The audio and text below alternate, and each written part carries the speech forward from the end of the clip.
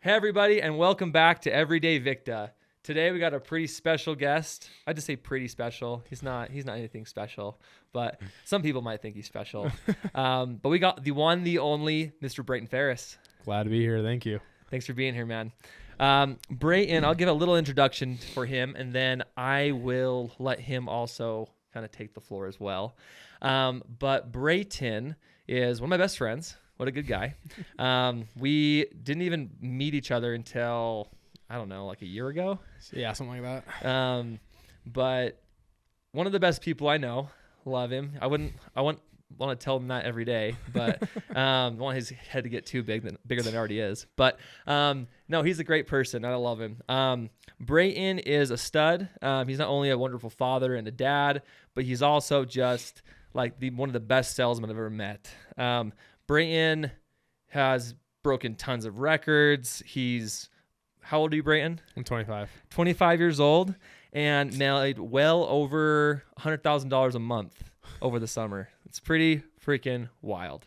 So today on the podcast, we're going to talk a little bit about that, kind of what it takes to be someone at that caliber of a level of sales. Not all of our listeners are going to be salespeople, so we're obviously going to talk about life in general and just how to win your day, how to be a better person, better human, that kind of stuff. Yeah. So we'll dive into that. But first, kind of just tell us a little about yourself, like who you are, you know, what makes you tick, your background. We know about the guy behind the curtain. Yes. So. Yeah. So I grew up in Utah, just down in Springville. Grew up there, honestly, pretty normal childhood. I feel like nothing crazy happened. Okay. Anyways, but yeah, pretty normal childhood. And then I served an LDS mission, came home from that, and was broke. Didn't have any money. Like every other missionary? Yeah, like everybody else that's missionaries. And then I just took a chance on myself and just went for it. And obviously it's played out right, and obviously I'm still here at Vivint. So that's awesome, man. Did you do sales right off your mission? What was kind of the first thing you did when you got home? Yeah. So I actually did inside sales with Vivint. So I was selling on the phone, staring at the screen all day long. Hated it.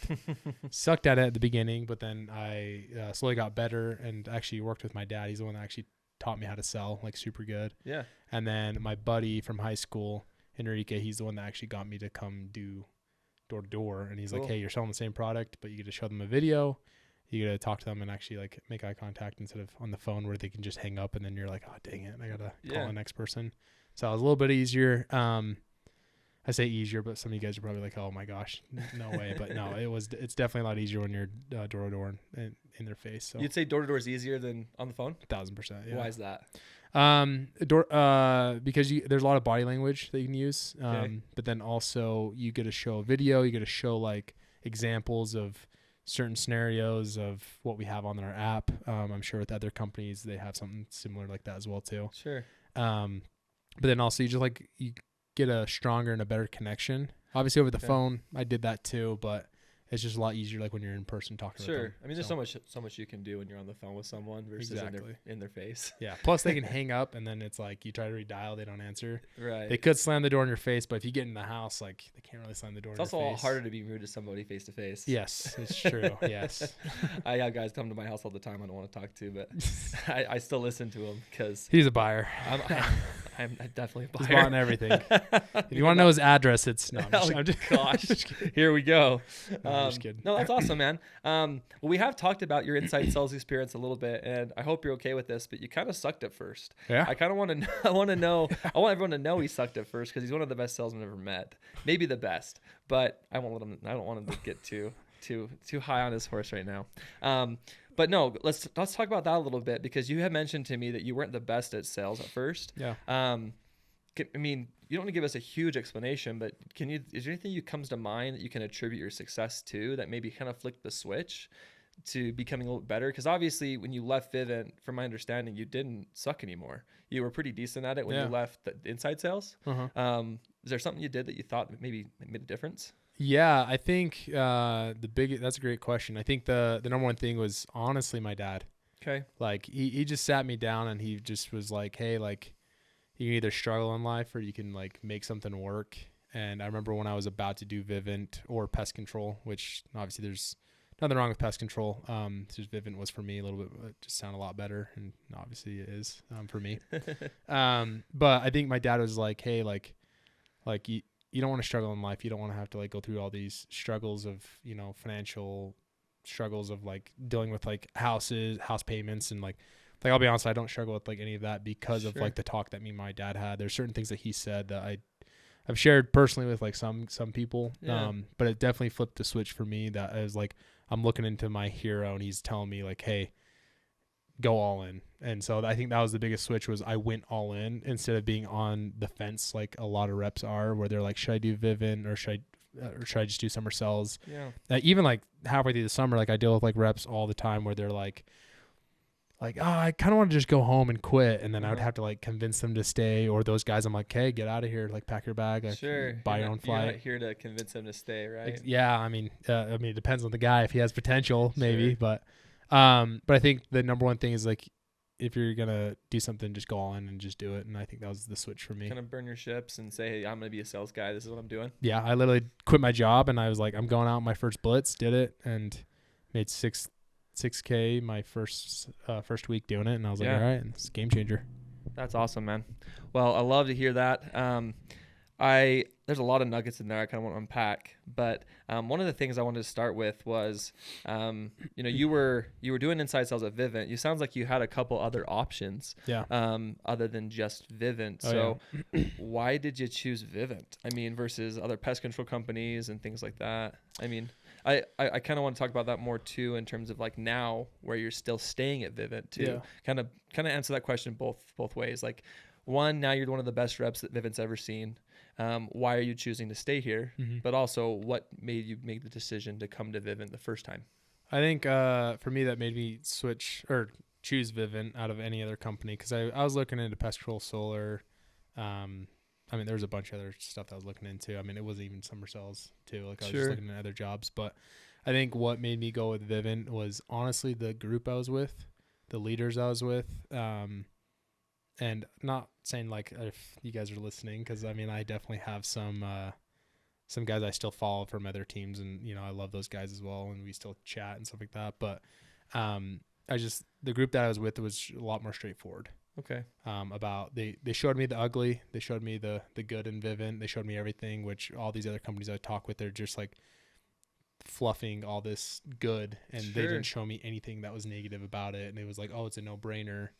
And that's all they kept talking about, and it just didn't like sit right with me. I'm like there has to be something. Like there's a risk in doing this job. Yeah, there is, but they wouldn't show me that, and I kept asking, and so they were kind of like not really showing me the truth. Yeah, you had like kind of a hard time seeing the authenticity behind them. Yeah, and they're being genuine with you or not. Mm-hmm. Cool. I like that a lot. Well, it kind of answers both of those questions, I'm assuming. But yeah, why do you stick around with Vivint? I mean, you've got options, right? I mean, you sold 500 accounts this summer, worth of the revenue at Vivint. And I'm sure you've got plenty of people breathing down your back saying, come to us, come work with us. So why do you continue to stay here versus, going to jumping ship to somewhere better? Because a lot of people do that, right? I mean, a lot of people get to a company, kind of murder it, and then they say, oh, hey, I want to go somewhere else because I got people begging for me to come there. Yeah, I mean, I see that. I see pros and cons to both. Like, I've thought about it. I'll be real. I mean, you'd be crazy not to. Yeah. I mean, I'm sure you got people always asking you. So. Oh yeah. No, I got plenty of people ask me. And so like, I mean, I've definitely thought about it, but for me, it's like I'm growing something. I trust in something. I trust in the process. Let it grow. And obviously it's like making a lot of sense to stay just because of like the team I already have. If I went to like a different company, I would have to convince all my guys to come with me, which they're pretty loyal to me. Most of the majority of them that at least I can think of. Which it would just be kind of hard where we're already like sticking with something. I'm pretty good at selling it. So instead of learning something else to sell, like might as well just keep mastering like what I'm at right now. Okay, cool. Plus the pay is pretty good. So. Yeah, of course. Yeah.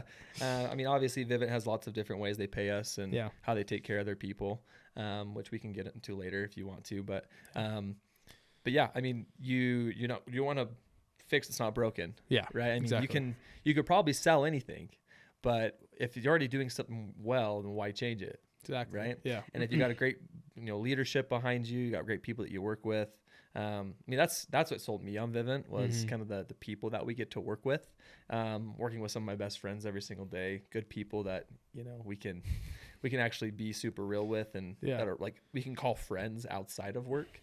I'm just kidding. But yeah, I think that's an awesome answer. Thanks for sharing that. Yeah, I think actually adding one more thing is something with our group that like stands out to me and what made me draw over to Vivint is they were doing the goals I wanted to do. They were buying houses. They weren't buying the nice cars. They weren't buying like super nice clothes or like way overpriced clothes. I mean, they obviously wear like decently good clothes, but not buying the Gucci and yeah, it's like Gucci. I don't even own any of that stuff. Right. Like I don't want to. The only thing probably expensive is like Jordans, maybe. Sure.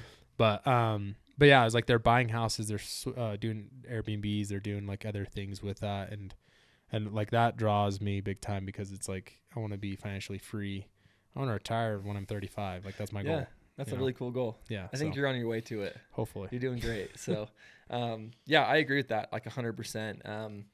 You know, we've talked about my story a little bit on the podcast, but you know, I ran my own business, came back to summer sales, and it was because of the people that are here, and the goals that those people have for themselves. Yeah. Not just the fact that you can go make a bunch of money doing this job. I don't think money's a massive motivator for people, but at the end of the day, I'm going to fix that in a second too. But we had our light fall down, so I'm going to have to fix that for 2 seconds. Yeah. But give me 1 second. Just do that. I'm not going to stop any of the audio. But you just cut it. Yeah, I can just fix that later. David's really here for me. Yeah. He actually came back to Vivint just to be my friend. He didn't know me at the time, but that's why you're here. That was funny. It just like it just fell. Yeah. Okay.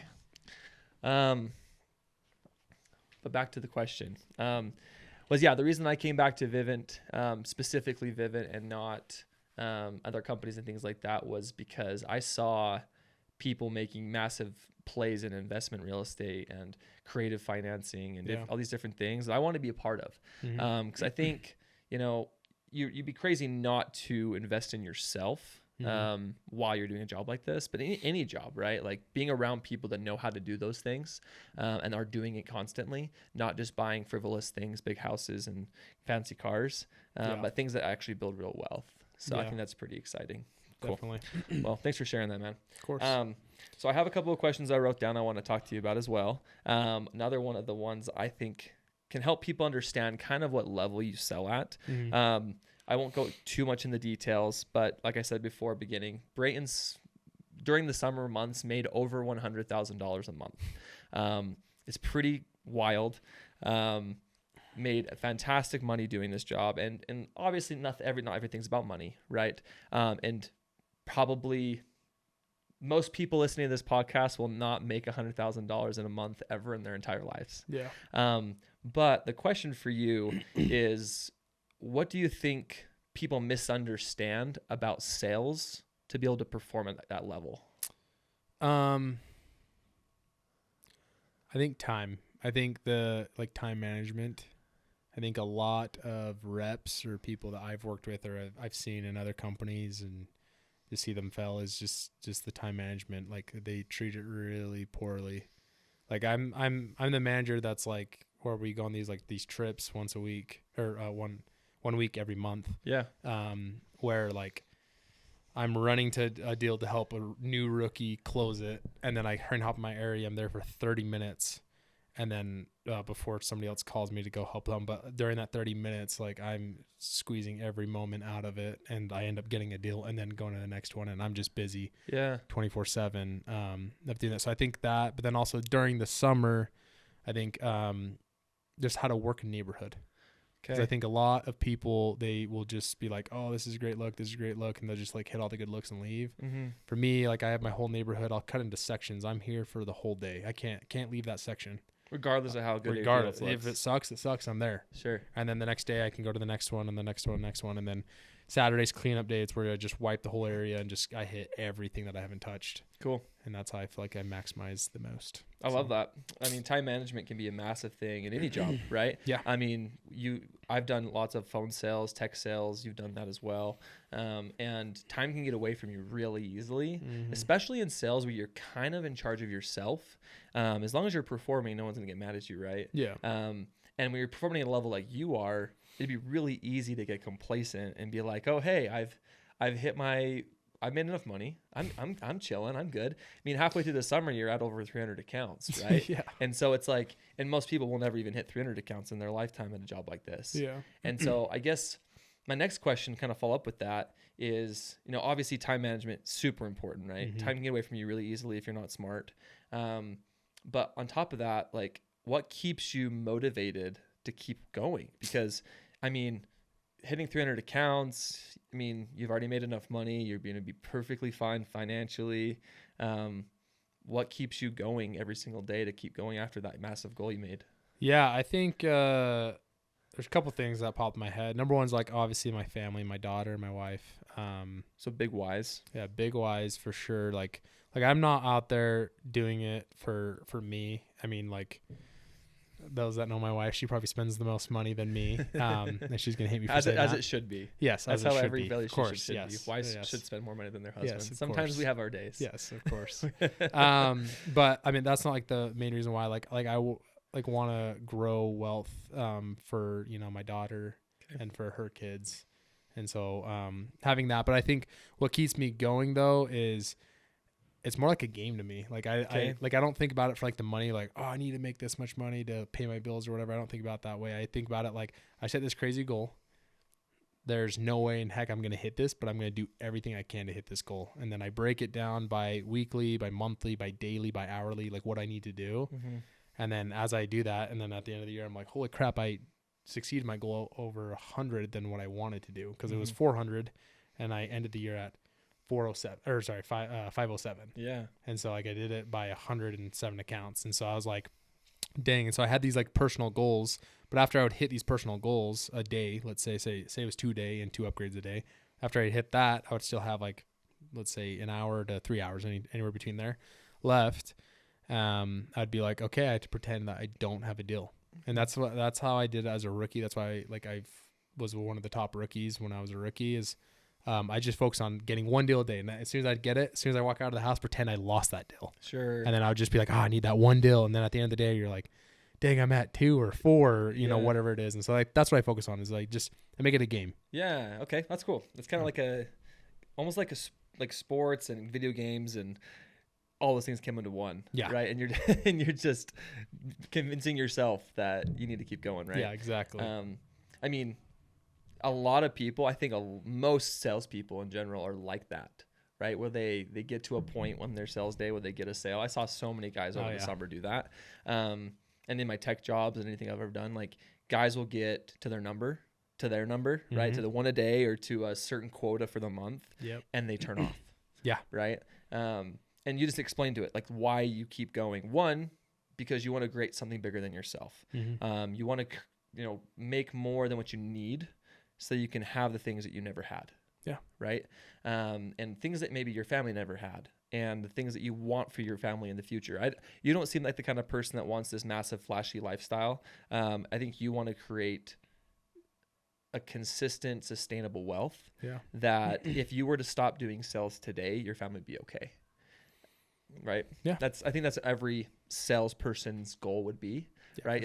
I think every salesperson probably has somewhat of a shelf life. You can't do super high level sales for 15 to 20 years straight and be a high level producer.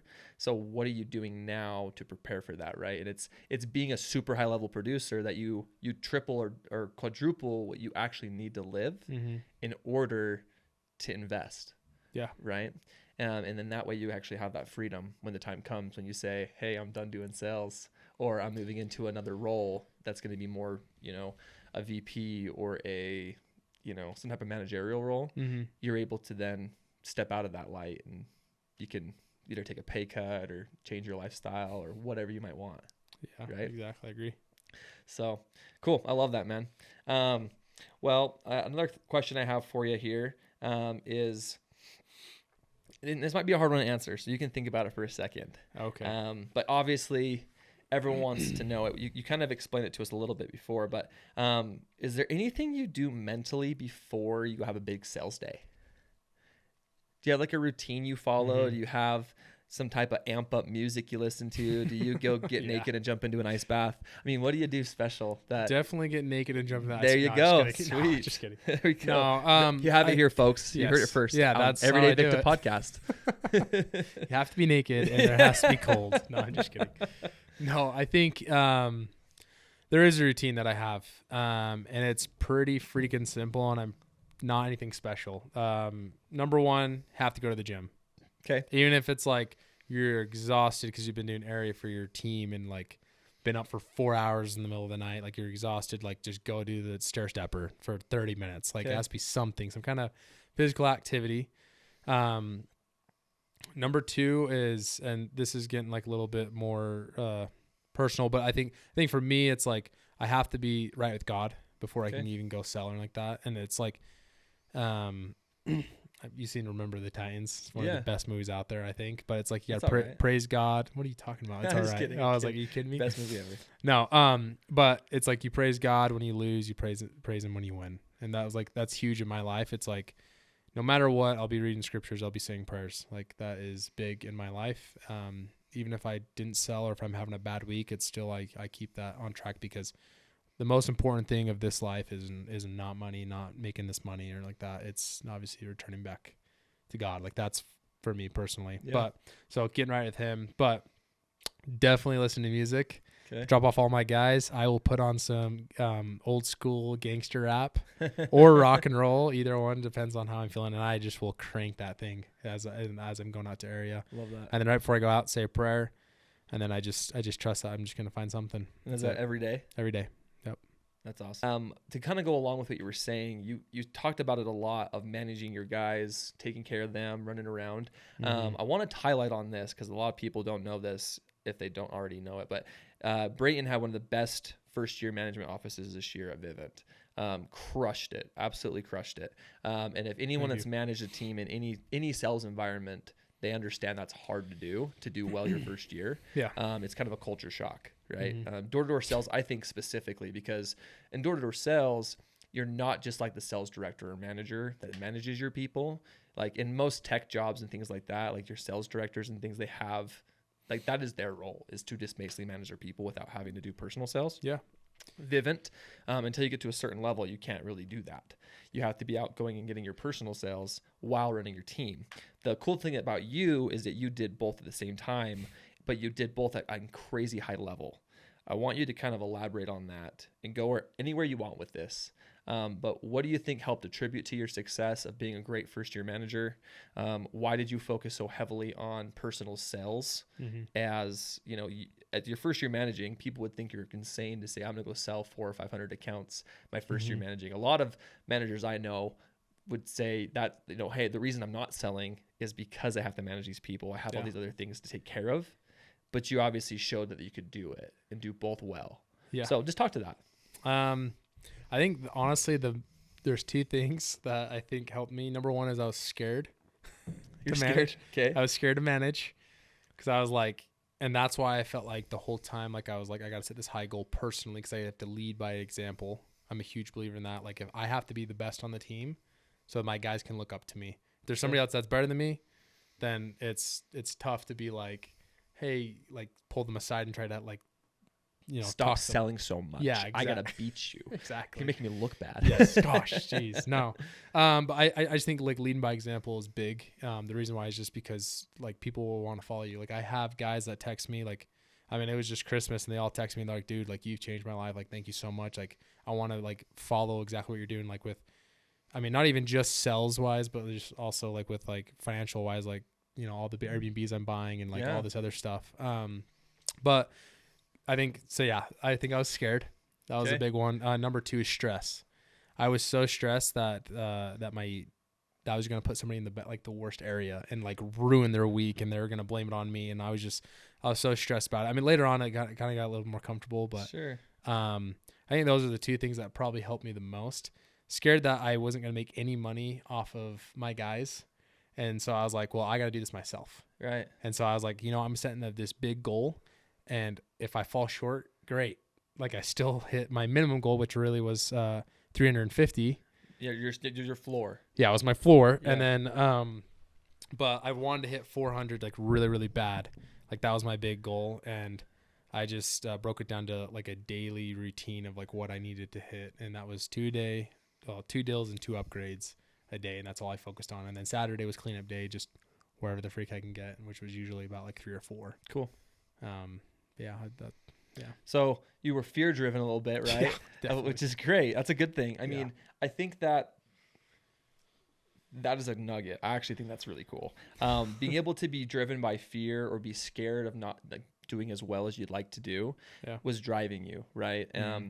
And I think each and every one of us can learn from that. I mean, instead of like, I mean, that's what's kind of people like the Christianity is fear God in a way, right? Like you don't want to go to hell. Like you want to go to heaven. Yeah, and so you make decisions now that make sure that you can make it to heaven. Yeah. And I think that's exactly how you kind of framed it is you were afraid, but instead of letting your fear cripple you or give you anxiety or stop you from performing, it drove me. It drove you, right? Yeah. And you reframed that fear into something that was a vehicle to get you to your goals. Yeah. Which I think is rad. Yeah. I mean, that's just how I've always worked. Like even when I was a kid, like I was the fat little kid that everyone made fun of. Yeah. And then junior high, I kind of peaked a little bit, but like I would like go to the gym and I'm like a little kid while everybody else is playing video games or whatever. And I was just like, anyways, that's just like a chip on your shoulder. It was a chip on my shoulder, and it was like it drove me that way. And that's like I feel like that's just how I like work, and that's how I like function in my brain. I love that. Is I have to drive off that stuff, because if I'm comfortable, then I'm doing something wrong. Cool. If I'm uncomfortable, then I'm doing something right, because I know I'm like pushing myself. I want to get better and grow. Love that, man. That's awesome.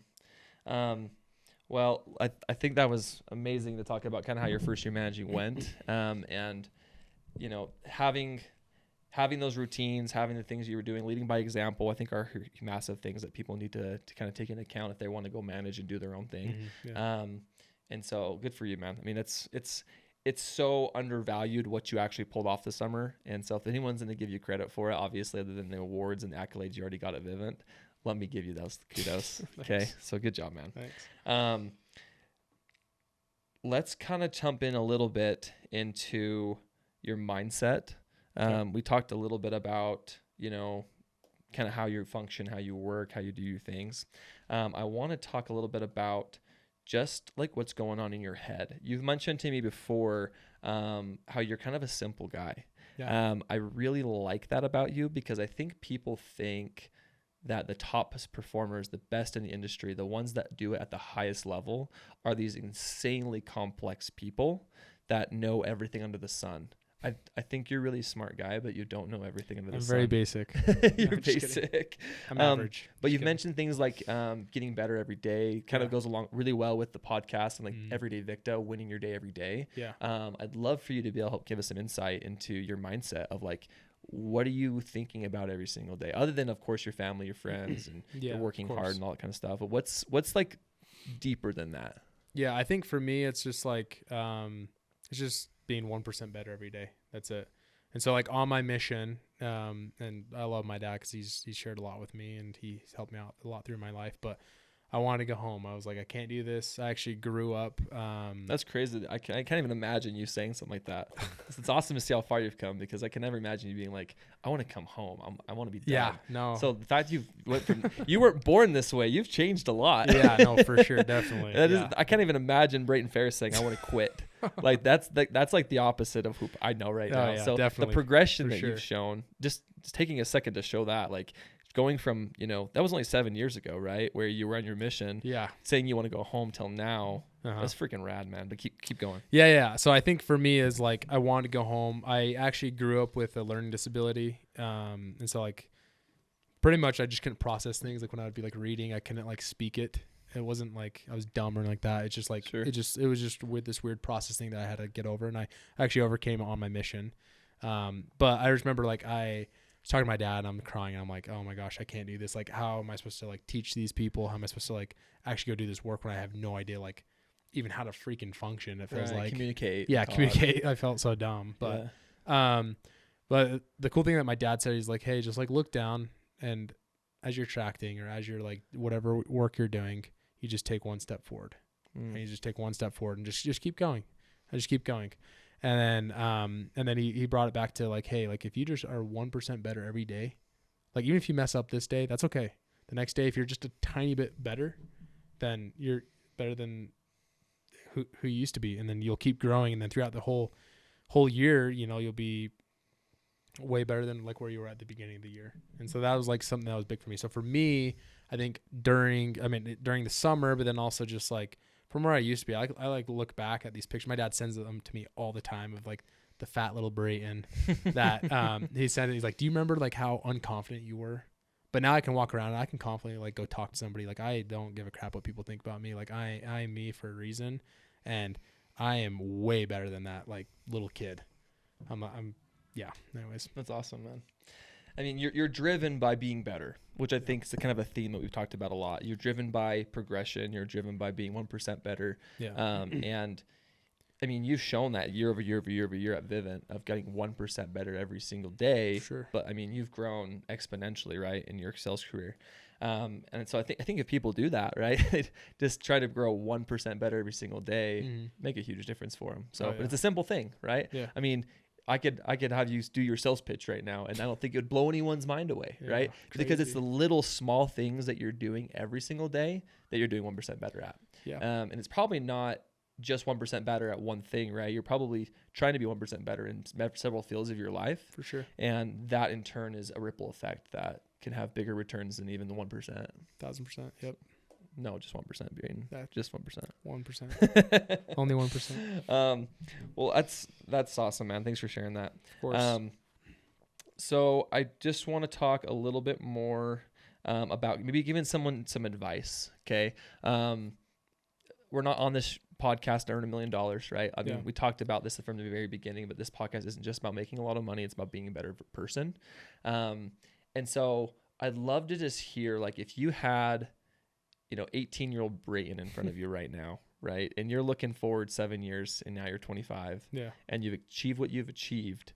What would you tell 18-year-old Bratten at that time? What would you give him advice about?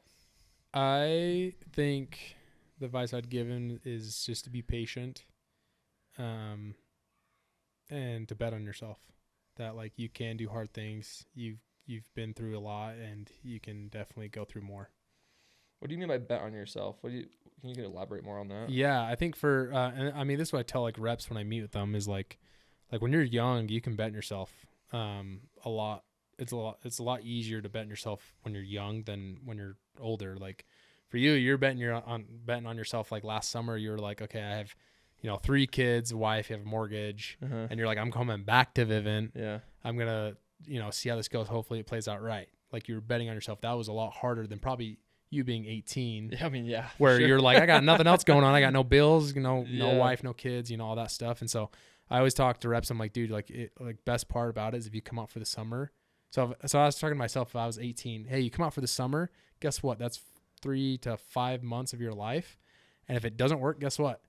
You'll probably be 19. And so you're still young enough to figure out something, okay. So like, that's what I think by like bet on yourself is if you believe in yourself. Yeah. Believe in yourself, bet on yourself, like go all in. And that's what I did with Vivint. Like as soon as I my dad on my mission, when he told me to just be 1% better, I was like, I'm going to be 1% better. I started like working out, started doing like all these like crazy things. And I started slowly building. At the halfway through my mission, I was doing like 400 push-ups a day, and I don't look at it that way now, but I was doing like 400 push-ups a day. I'd be running 3 miles a day, and then also I'd be like lifting too. And if you talk to any of my companions, if you will ever meet them, they'll be like, he freaking made us wake up in the morning, and we'd be out there. It was because at the beginning I was like, okay, I'm going to start with like 10 push-ups a day, and then I just kept adding, and I just like kept getting better and better and better. It's because I bet on myself that I could do that stuff. Do you think that it was on your mission?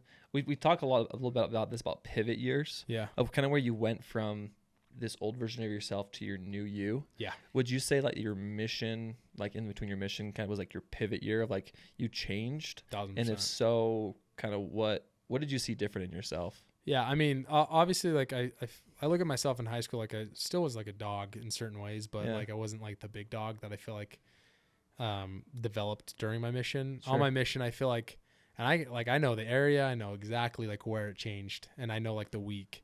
It was me and my companion. We were, and I shared this with you before, I think. But me and my companion, pretty much, it was just like this mission goal that everybody had to talk to 20 people a day, so 10 per person. We were in this small town. And Rawlins, Wyoming. None of you guys probably have. You probably have driven through it, but I've never stopped. Probably, maybe at a gas station. But after this podcast, Rollins Wyoming will be. I know it's about to blow up now. Yeah, just because of this. But I think for me, is like me and my companion were like, hey, we can talk to 40 a day. Like, let's prove it to our group that we can talk to 40, which is a district, because we were all failing. We're like the only ones in the mission failing, like not hitting this, except for me and my companion were doing it. And so like we can talk to 40 a day for a whole week. And that week was the coldest week of my entire life. It was below like negative whatever. I don't even know what it was. Wind chill, like it was so windy. And it was snowing. There's snow up to our knees, and we're just like grinding, and we're just knocking doors. We're like talking to everybody we can possibly see. And we put like our whole effort into it. And I just remember like at that moment, I was like, dang, like if we can do 40 a week, like we can do a lot more damage in a good way. A lot more damage than we think. And I think that's what made my mindset change, because throughout the rest of my mission, this was at the beginning of my mission, like legit, like right after my dad said that, got a new companion, and then it's like, and then got another companion, and then like right after. So it was like 2 transfers right after that. And right then and there, like that week was the changing. It wasn't even the year or the month. It was that week. Cool. And that's where it started changing into like Pivoted I can do everything. freaking hard things. You can do hard things. You can do it at a high level. Yeah, I can push myself. Yourself. Cool.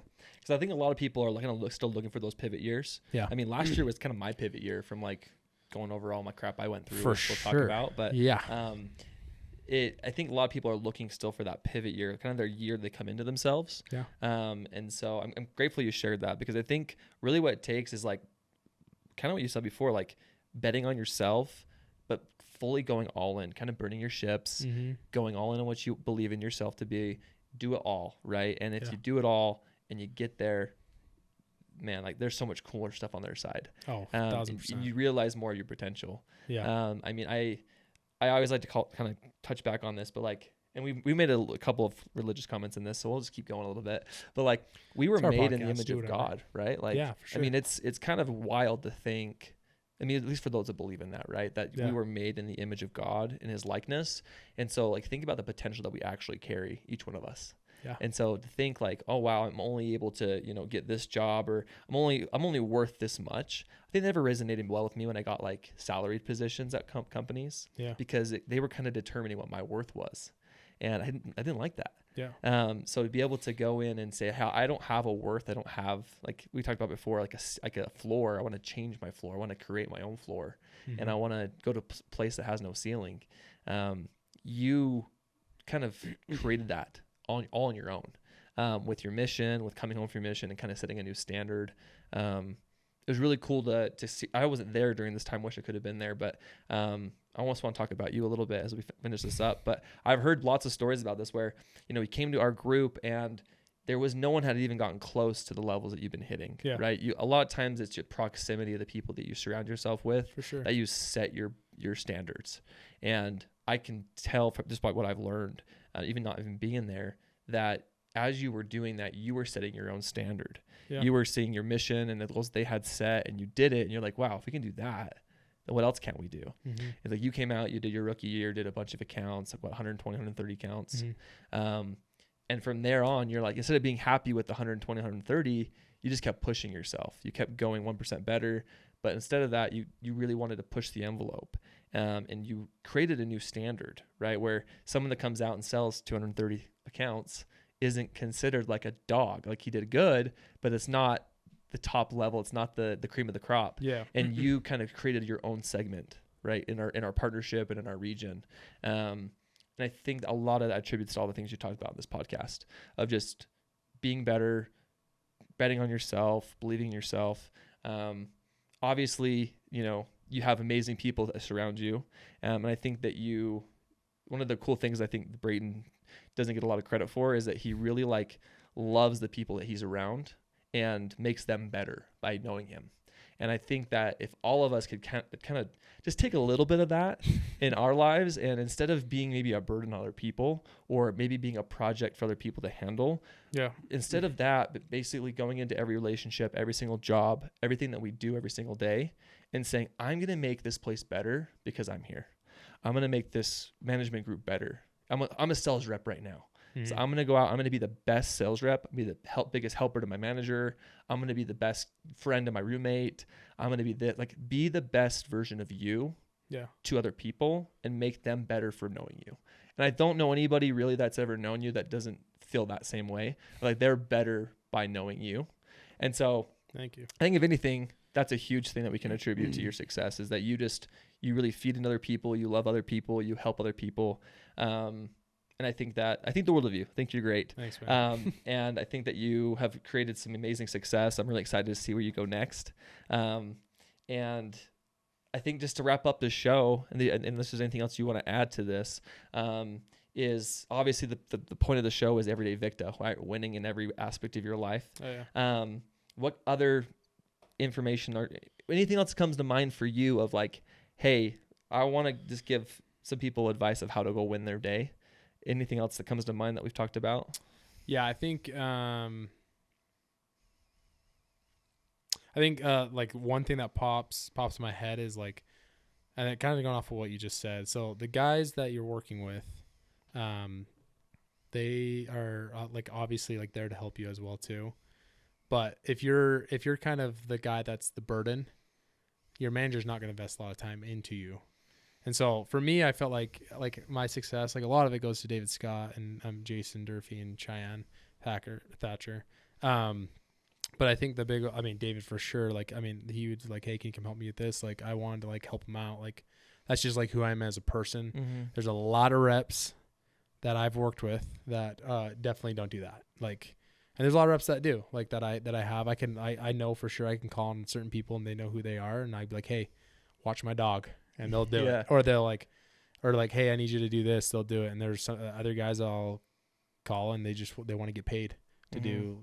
And that's just like how it is. But I feel like the guys that are more willing to help, like those are the guys I want to work with the most. And like those are the guys I'll put like more effort into. And so I think if you want to change something about your life or like just get better or like everyday Victa is those guys around you, like be more united. Because that's how you grow a culture. That's how you're going to become friends. That's how it's going to make the job fun. That's how you're going to be happier in the job you're doing. You're going to sell more.